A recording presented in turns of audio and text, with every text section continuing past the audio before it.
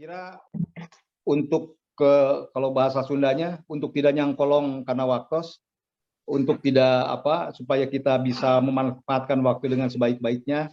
Kita mulai saja dengan pembicara yang pertama, yaitu Pak Dr. Yudi Latif.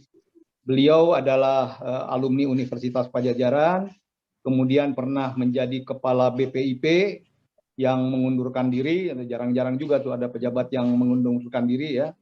Kemudian banyak menulis, dan sekarang ini sangat berkhidmat juga dalam hal-hal yang berkaitan dengan filosofi bangsa, Pancasila, dan ada beberapa bukunya yang dijadikan referensi untuk kemajuan, untuk pengembangan bangsa dan negara Indonesia ini.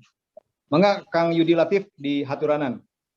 Nuhun, yang terhormat Bu Rektor Unespa Jajaran, kemudian Ketua Senat Akademik Unpad, Profesor Ganjar Kurnia, Ketua Majelis Wali Amanat Unpad, Pak Arif Yahya, kemudian para pembicara, wabil khusus ini senior yang saya hormati Profesor Kadarsyah dan seluruh anggota peserta Senat Akademik dan webinar yang budiman. Assalamualaikum warahmatullahi wabarakatuh.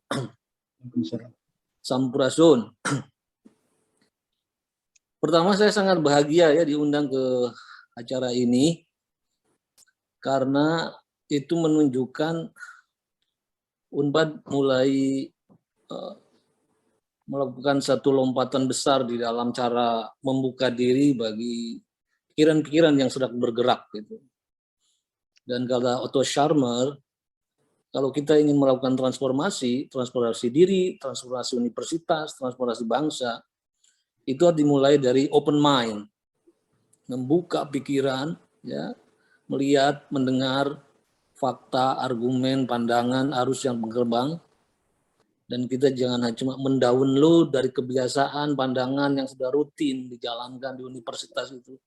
Tapi kita lihat fakta, realitas, dekatkan kita pada sumber-sumber pandangan lain, cara orang melihat, cara orang berargumen.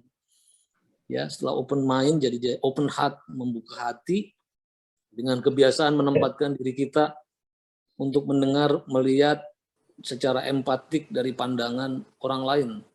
Kemudian setelah itu adalah open will. Jadi kita punya kehendak untuk letting go and letting come. Kita harus punya kesiapan untuk mengucapkan selamat tinggal bagi kebiasaan-kebiasaan buruk, hal-hal yang mapan tapi korosif, dan mengucapkan selamat datang bagi perubahan-perubahan yang bisa membuat kita lebih kuat, lebih maju di masa yang akan datang. Jadi itu sudah on the right track. Kita bermula dari satu sikap yang benar, dimulai dari open mind, open heart, dan open will. Hanya dengan cara itu kita bisa melakukan transformasi secara produktif. Pertama mungkin saya ingin menyoroti sedikit dulu tentang Tridharma ini. Itu kan sudah jadi semacam latah ya, kita ucapkan tanpa berpikir bahwa Tridharma itu adalah pendidikan, pengajaran, penelitian, dan pengabdian masyarakat. Kebanyakan kita punya imajinasi yang baik tentang pendidikan, punya imajinasi baik tentang penelitian, tapi begitu memasuki pengabdian masyarakat, itu seolah-olah pengabdian masyarakat itu hanya pelengkap penderita aja gitu. Bukan sesuatu yang sangat fundamental, hanya sekedar incremental saja, tambahan. Gitu. Dilaksanakan boleh, tidak juga agak terlalu apa-apa. Dan kadang-kadang imajinasi kita tentang pengabdian masyarakat itu biasanya sesuatu yang sifatnya ya semacam bonus tambahan lah, seperti lewat KKN dan lain-lainnya, atau mungkin ya kita melakukan usaha community development yang sifatnya tidak memerlukan effort yang sungguh-sungguh gitu. Oleh karena itu saya lebih suka menyebut yang ketiga ini pengabdian masyarakat itu dengan istilah services, dengan istilah services. Dan sebenarnya services ini merupakan poros dari pendidikan dan penelitian gitu. Bahwa apa yang kita deliver sebagai proses edukasi, pendidikan, dan penelitian itu harus kita dharma gunakan sebagai bentuk services, pelayanan kepada problem-problem kemanusiaan dan problem-problem kebangsaan gitu. Jadi thread-nya services itu apapun yang kita lakukan dengan pendidikan dan penelitian, itu harus diorientasikan sebagai wujud pelayanan bagi usaha-usaha memecahkan problem-problem kehidupan dan juga untuk memajukan peradaban bangsa. Baik, saya ingin memulai mungkin dengan share ya. Jadi antara penelitian, tadi betul Pak Rektor, Ibu Rektor mengatakan, pendidikan, penelitian, dan services ini bisa dibedakan tapi tidak bisa dipisahkan. Ketiganya itu saling bertautan satu sama lain.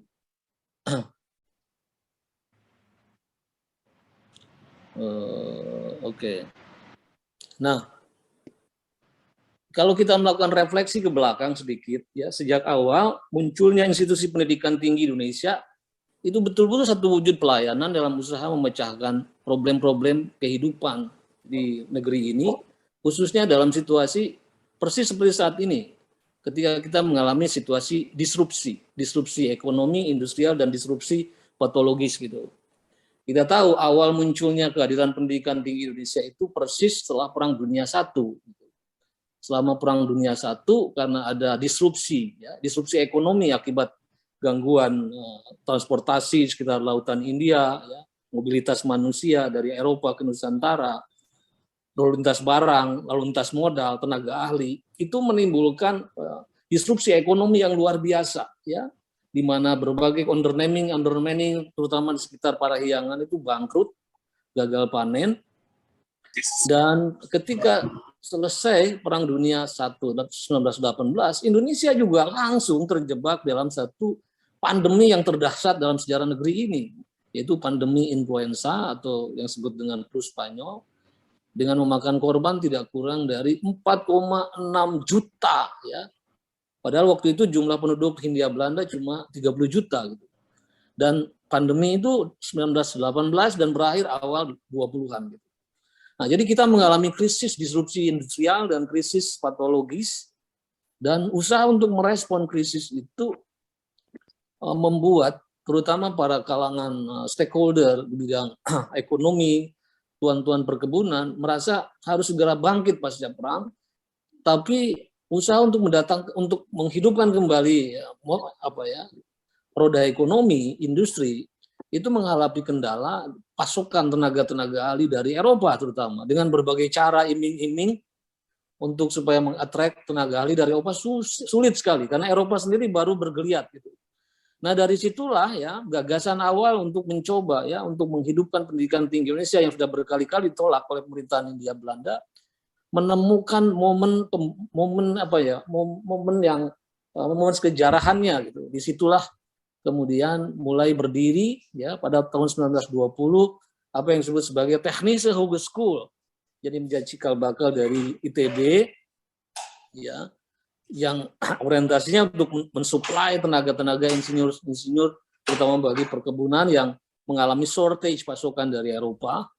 Nanti kemudian disusul oleh Sekolah Tinggi Hukum Recht Hogeschool di Batavia 1934 ya.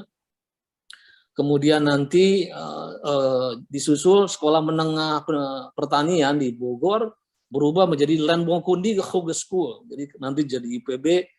Kemudian nanti Stopia Stopia tadinya sebenarnya hanya memproduksi mantri cacar saja, tapi kemudian dinaikkan leverage-nya untuk menjadi full-fledged medical doctor, jadi Gunniskundige Hogeschool gitu. Jadi yang ini saya katakan di sini adalah sejak awal dasar ontologis pendidikan Indonesia ini adalah merupakan usaha sadar untuk memecahkan problem situasi di negeri ini dan khususnya untuk merespon situasi krisis gitu.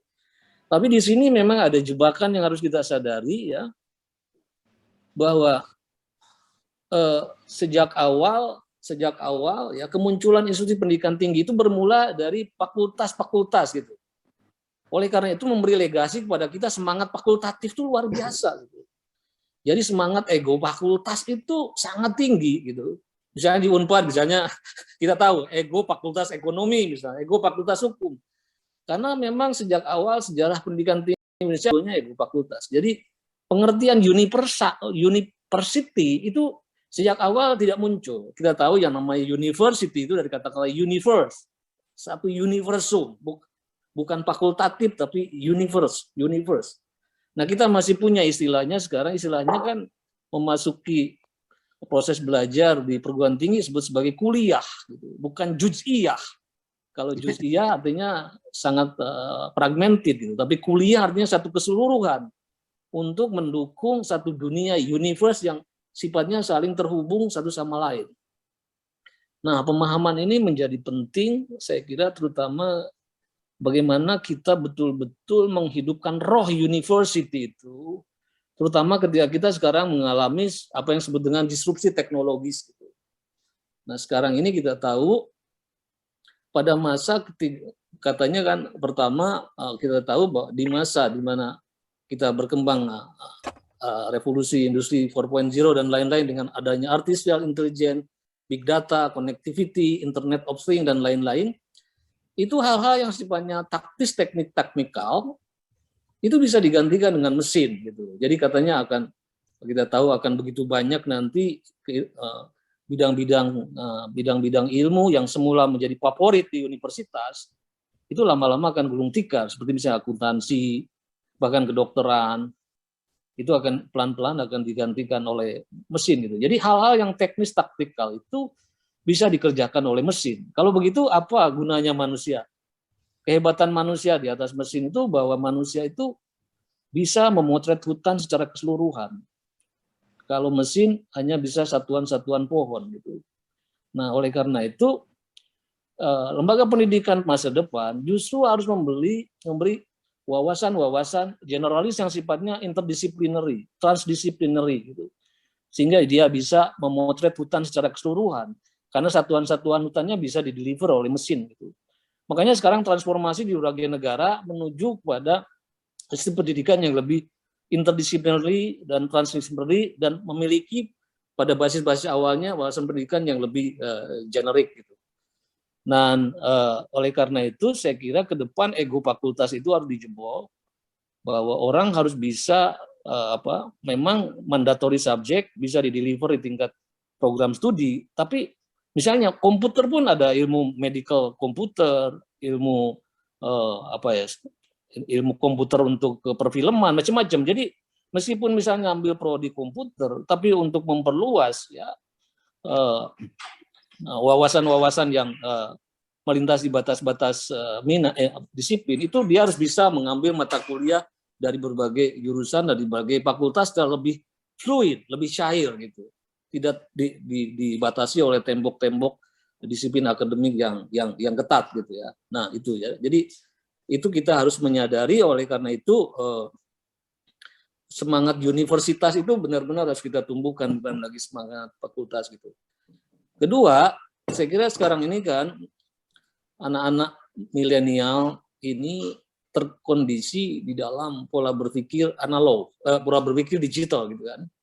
Jadi pola berpikir digital itu memang pola berpikir yang fragmented, yang skopnya yang kecil saja, tapi kehidupan sendiri tadi ya, pendidikan, wawasan yang perlu ditumbuhkan supaya jadi manusia yang seutuhnya itu justru harus mampu memberikan kapasitas berpikir analog. Ya, seperti kalau kita lihat jam analog, kalau kita lihat sekarang ini jam 9:30, kita lihat jam 10, tapi jam-jam lain itu jam 11, 12, semuanya bisa kita lihat. Jadi the wholeness-nya itu masih bisa kita lihat gitu.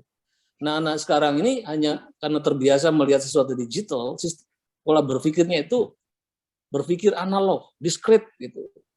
Nah, universitas yang dibutuhkan ke depan tuh di satu sisi kebiasaan hidup mengarah kepada kehidupan yang serba digital, tapi kalau dia ingin tetap kita pertahankan dengan teknologi tidak membuat orang jadi terasing dari hidup, tapi tetap bisa pulang kepada rumahnya, kita harus tetap bisa, perguruan tinggi harus tetap mempertahankan kemampuan berpikir yang sifatnya analog, yang holistik itu gitu.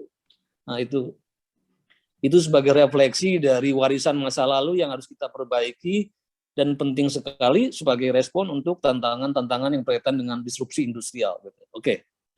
Nah, singkat kata yang ingin saya tekankan di sini adalah misi perguruan tinggi sejak awal adalah misi mendukung pembangunan, bukan menjadi world class university. Ini jadi penting. Ya. Jadi sejak awal pendidikan dan penelitian itu merupakan satu services pelayanan dalam memecahkan problem kehidupan dan memajukan peradaban. Ya. Oleh karena itu sebenarnya penelitian, kemudian pendidikan dan services kita harus diarahkan untuk usaha-usaha pembangunan, bukan menjadi world class university. Nah, adapun world class university sebenarnya ada bonus gitu. Bila Tridharma ini sungguh-sungguh kita jalankan dengan penuh keahlian, dengan penuh tadi itu berfungsi di dalam memecahkan problem-problem bersama secara ilmiah, itu dengan sendirinya kita akan menjadi masuk ke dalam world class university gitu. Jadi bila Tridharma itu jalankan keahlian, maka publikasi ilmiah berkembang ya. Jadi kita akan jadi world class university. Jadi artinya apa? Pengembangan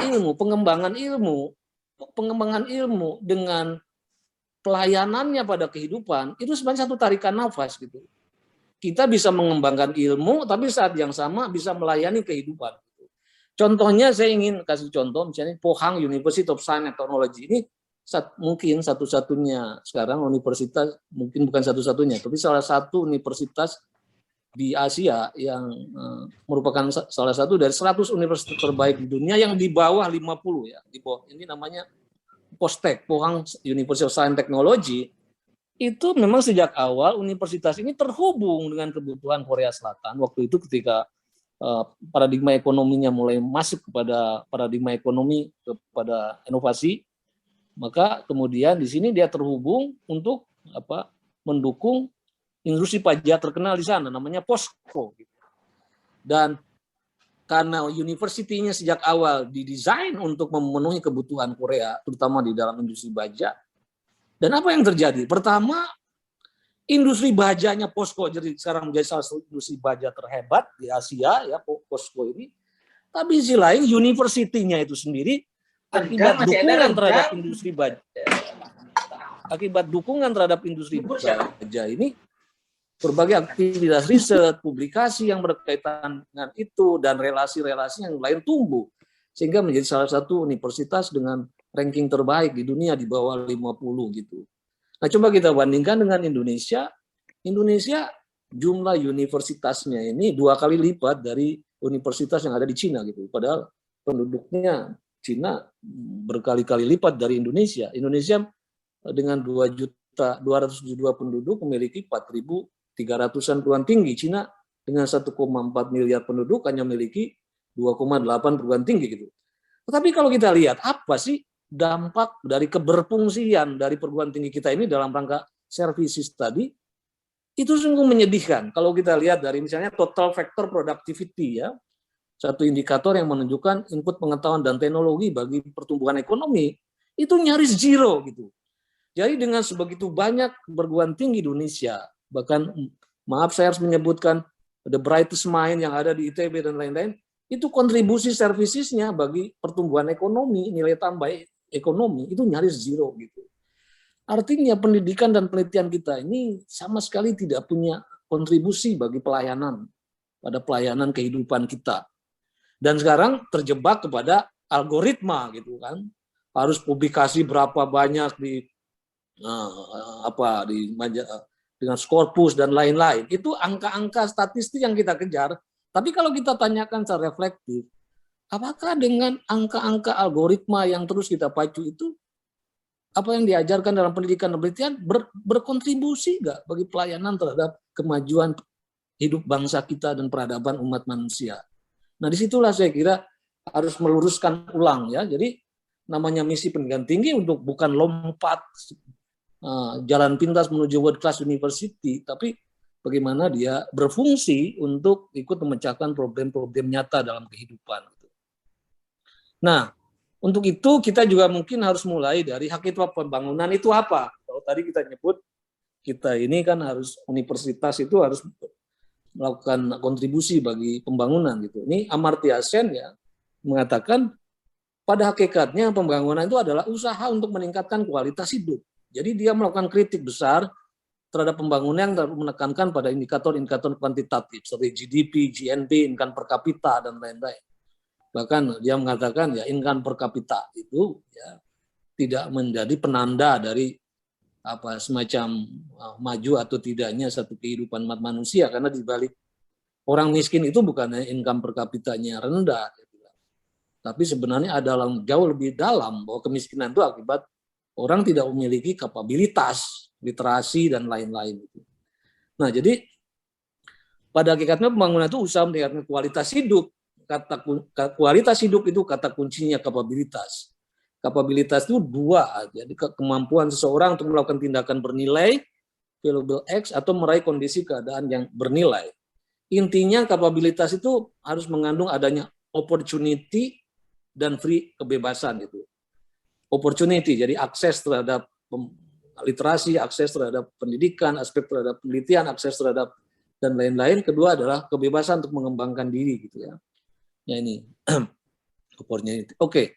Nah, di dalam paradigma pendidikan berorientasi kapabilitas, ya, sukses pendidikan, keberhasilan pendidikan tidak melulu diukur dari indikator-indikator yang seperti input, outcome. Jadi selama ini kalau kita mengukur keberhasilan pendidikan itu hanya dilihat pertama inputnya, baik itu misalnya rasio dosen dengan mahasiswa, tentang apalagi input kurikulum dan lain-lain, atau outcome-nya bagaimana nilai mahasiswa, akreditasi dan lain-lain. Tapi yang paling penting menurut paradigma kapabilitas itu adalah functioning, ya. Jadi apa yang diajarkan, diteliti di perguruan tinggi itu harus berfungsi dalam meningkatkan kualitas hidup secara nyata di jantung masyarakat gitu. Nah, jadi kalau kita ingin mengukur keberhasilan Unpad atau ITB dan lainnya, selama ini kan lihat indikatornya tuh income, input, outcome. Tapi jarang kita mengukur seberapa jauh keberfungsian kita itu, keberfungsian perguruan tinggi itu di dalam memecahkan problem-problem dan kebutuhan real di tingkat masyarakat. Gitu. Nah, jadi di sini yang harus kita pahami ketika kita juga sekarang nanti akan memasuki tentang industri disrupsi dan lain-lain. Nanti kita akan bahas. Ya. Nah, oleh karena itu, pertama-tama kita harus lihat dulu ya. Kalau tadi kita lihat hakikat pembangunan, kedua kita juga harus melihat hakikat pendidikan. Ya. Karena selama ini nggak tahu ya, pendidikan kita tuh seperti belingsatan ngejar layang-layang putus gitu. Nggak tahu apa yang akan dikejar gitu. Kita harus menyadari bahwa pendidikan itu ada nilai-nilai yang sifatnya prinsipil, yang konstan, ada nilai instrumental, ada nilai yang sifatnya pragmatis. Sebenarnya pendidikan sebagai nilai yang sifatnya prinsipil itu tidak berubah sepanjang waktu. Mulai dari zaman batu sampai zaman disrupsi pun hakikat pendidikan tidak berubah. Yang berubah adalah nilai aspek-aspek instrumental dan aspek pragmatisnya. Pada hakikatnya yang esensial, yang prinsipil, pendidikan itu seperti kata Ki Hajar adalah proses belajar menjadi manusia seutuhnya dengan belajar dari kehidupan sepanjang hayat. Itu hakikat pendidikan, tidak berubah. Jadi proses belajar menjadi manusia seutuhnya dengan belajar dari kehidupan sepanjang hayat. Gitu. Manusia seutuhnya itu apa? Manusia seutuhnya itu manusia yang mampu menjaga keseimbangan antara dimensi jasmani dan rohaninya, dimensi individu dan dimensi sosialnya, dimensi universal dan partikularnya. Gitu. Jadi pertama keseimbangan dimensi jasmani rohani. Oleh karena itu ilmu-ilmu yang berkaitan dengan kesehatan jasmani, pertumbuhan jasmani itu perlu diajarkan. Tapi tidak cukup.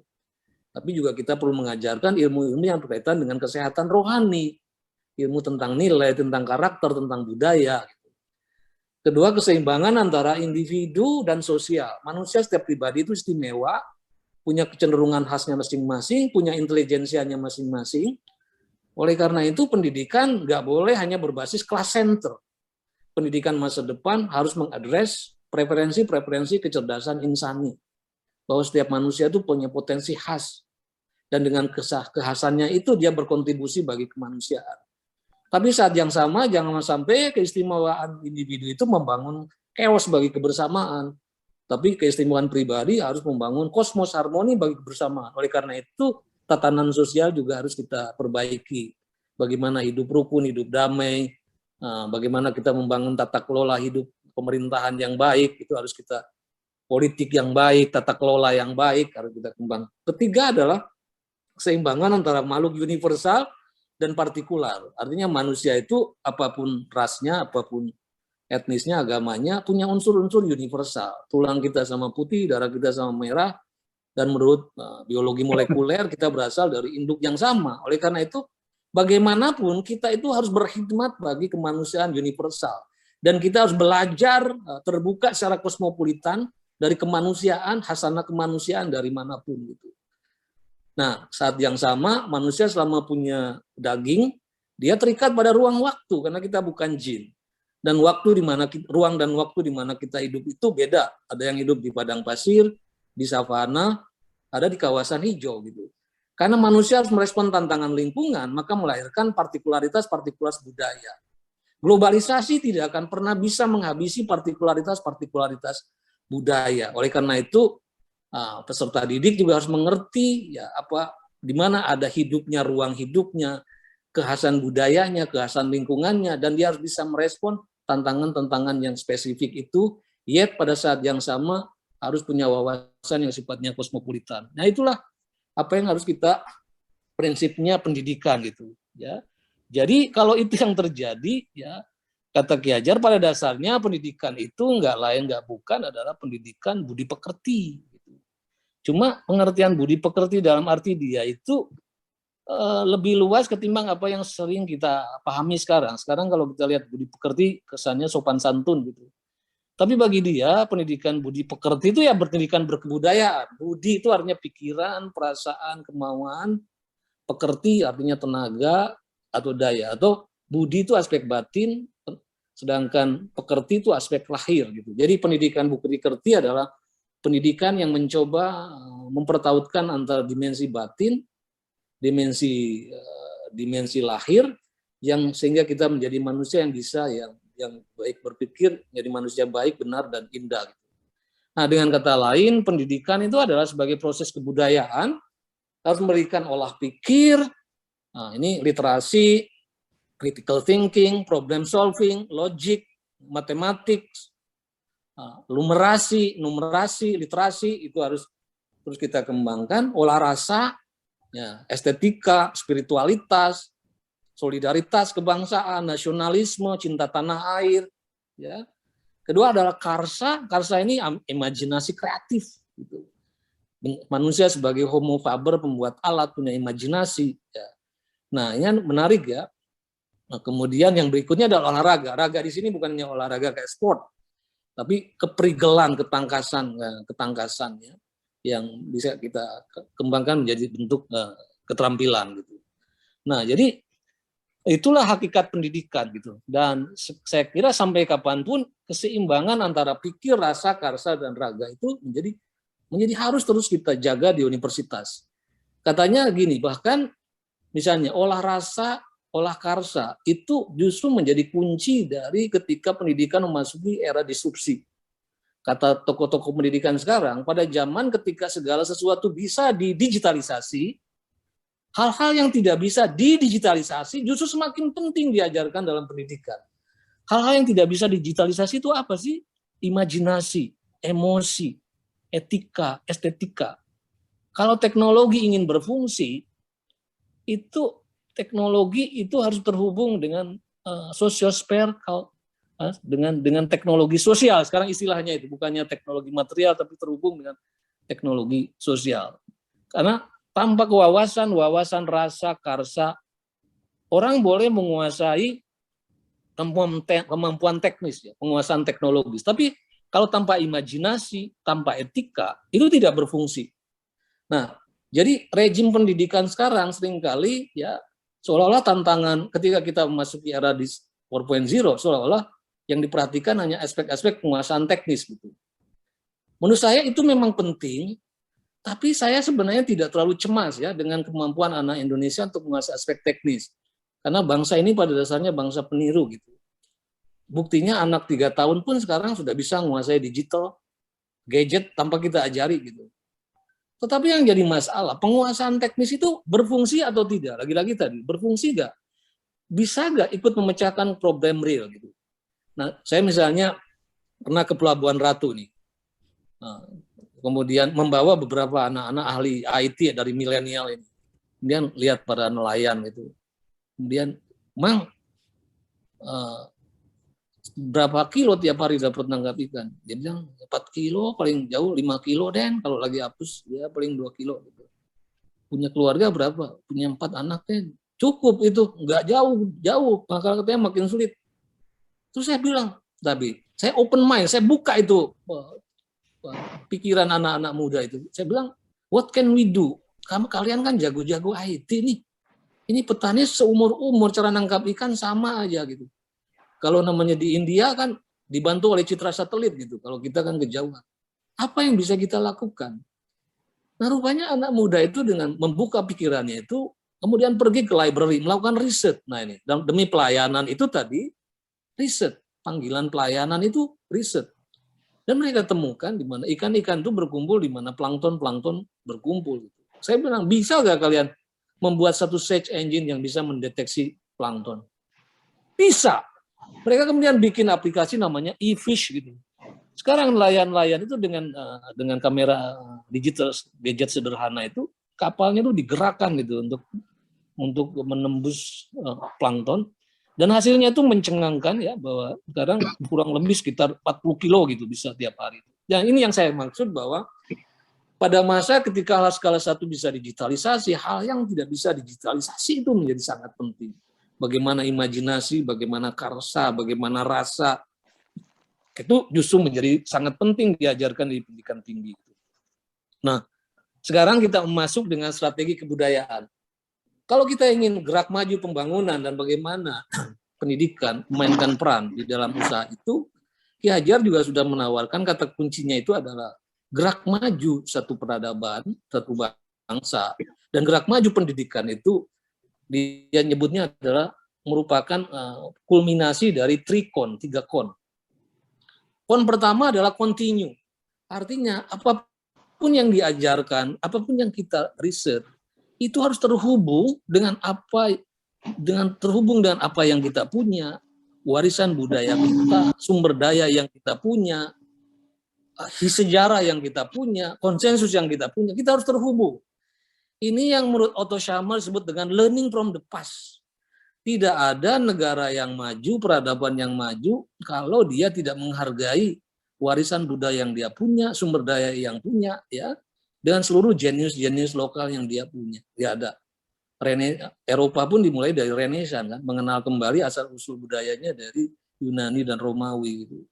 Jadi pertama kita harus trikon. Nah sekarang dalam perkembangan ekonomi pun kan terbukti, ada teori namanya itu, teori yang disebut dengan color indigo. Jadi sebenarnya kalau kita ingin maju secara ekonomi, tidak harus gerak maju kita itu menjadi copy paste dari gerak maju bangsa lain, atau hanya menjadi penyuplai dari International Division of Labor.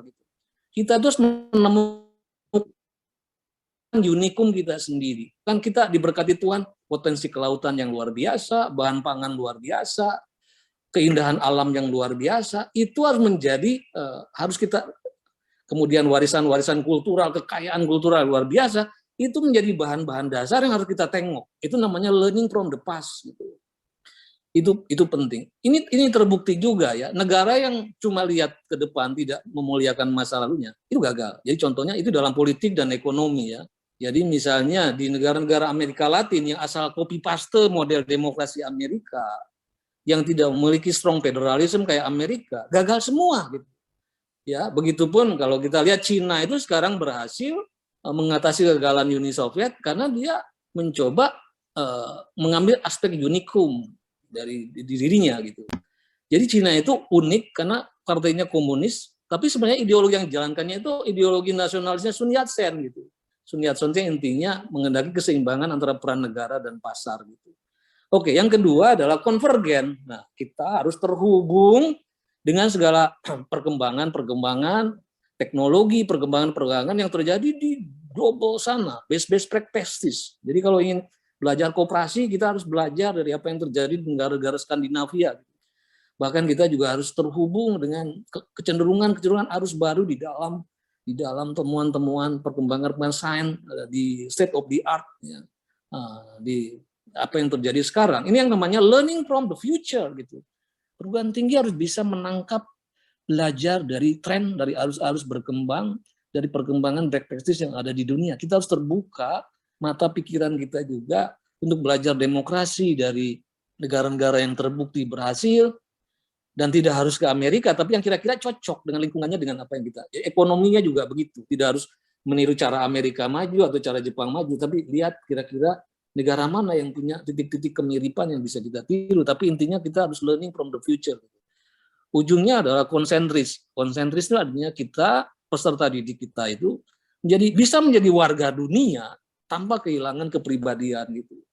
Jadi anak-anak kita bisa menjadi bukan hanya citizen tapi netizen, warga dunia, tapi saat yang sama tidak hilangkan kepribadiannya. Ini saya kira yang harus menjadi pegangan cara kita untuk mengembangkan pendidikan penelitian di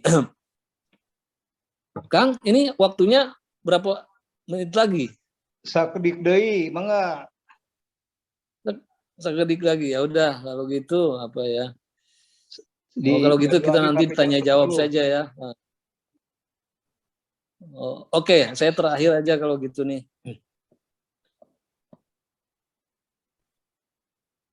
Oke, mungkin saya satu lagi aja, satu file lagi. Ini. Oke.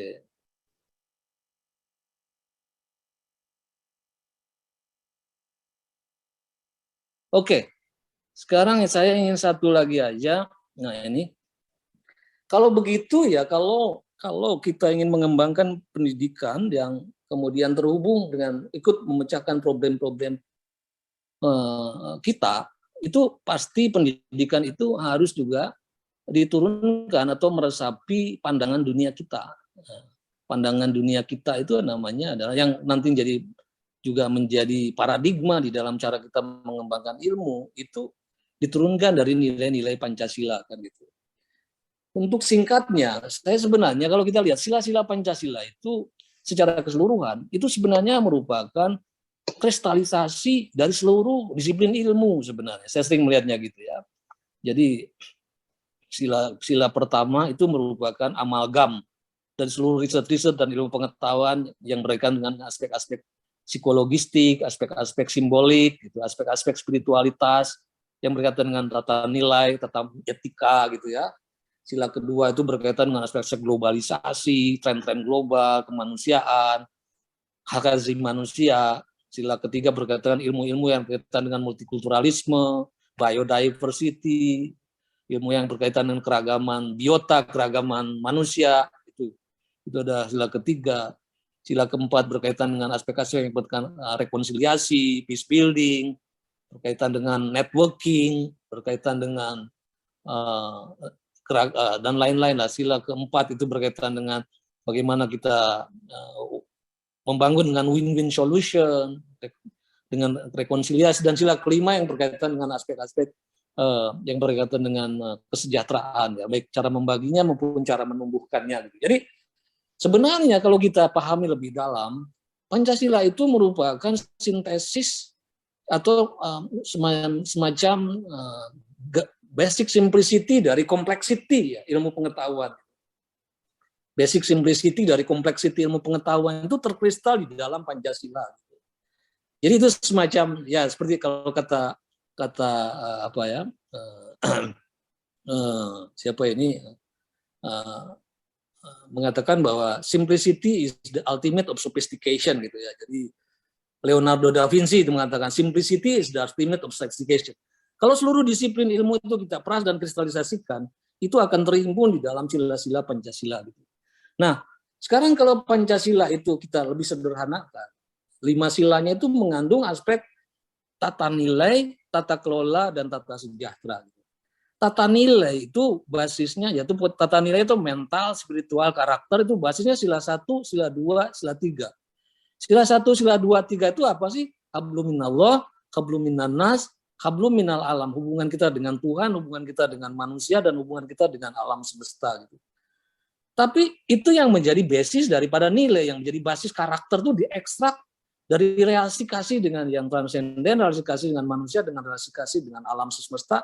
Dengan itu kita menjadi manusia yang bisa menempatkan dirinya di dalam kehidupan secara baik. Gitu. Tapi morality itu need institution, perlu tata kelola. Tata kelola ini sila ke-4. Jadi apapun yang kita kehendaki itu perlu tata kelola ekonomi, tata kelola politik, tata kelola pertanian, dan lain-lain. Katanya, why nation fail? Banyak negara gagal itu bukan kurang sumber daya alam atau apapun, kurang sumber daya manusianya, tapi gagal di dalam membentuk institusi-institusinya itu, ya. Institusi demokrasi, institusi pertanian, institusi ekonomi kita gagal. Nah, berikutnya adalah tata sejahtera, dimensi material dan teknologikal. Jadi tidak ada manusia yang bisa berkembang kalau tidak mampu, pertama adalah bagaimana cara membaginya, itu namanya keadilan sosial, cara membaginya harus berkeadilan. Kedua, harus cara menumbuhkannya, harus memakmurkan. Ya. Jadi yang kita kendaki kan negara, bukan negara kaya, tapi negara makmur. Suatu negara boleh jadi kaya karena dua sumber daya alam, tapi dengan cara itu tidak sustain dan tidak menimbulkan mobilitas sosial yang luas dan vertikal gitu. Kalau kita ingin makmur, kita harus mampu mengolah ya potensi sumber daya kita itu dengan input pengetahuan teknologi, dengan inovasi. Dengan cara itu akan berkelanjutan, menimbulkan berbagai turunan-turunan ekonomi yang luas, mobilitas sosial yang luas dan vertikal. Oleh karena itu kita perlu melakukan transformasi dari ekonomi resource based ekonomi menuju knowledge based ekonomi. Istilah Pancasila itu kira-kira di situ operasinya. Jadi keseluruhan proses penelitian pendidikan itu harus diarahkan kepada perbaikan di 3 aspek ini. Tata nilai, tata kelola, dan tata sejahtera. Saya kira itu saja. Terima kasih. Assalamualaikum warahmatullahi wabarakatuh. Waalaikumsalam warahmatullahi wabarakatuh. Waalaikumsalam warahmatullahi wabarakatuh. Atur nuhun Kang Yudi Latif yang telah menyampaikan pokok-pokok pikiran, dan saya kira di satu sisi sangat filosofis, dan tadi ada istilah analog ya, ada istilah analog yang sebetulnya holistik, yang mendudukan kita memahami berbagai seluruh aspek kehidupan di dalam insya Allah dalam pengembangan perguruan tinggi di masa yang akan datang. Jadi bukan hanya satu aspek saja, tetapi berbagai aspek yang tentu nanti akan menjadi bagian dari pemikiran kita.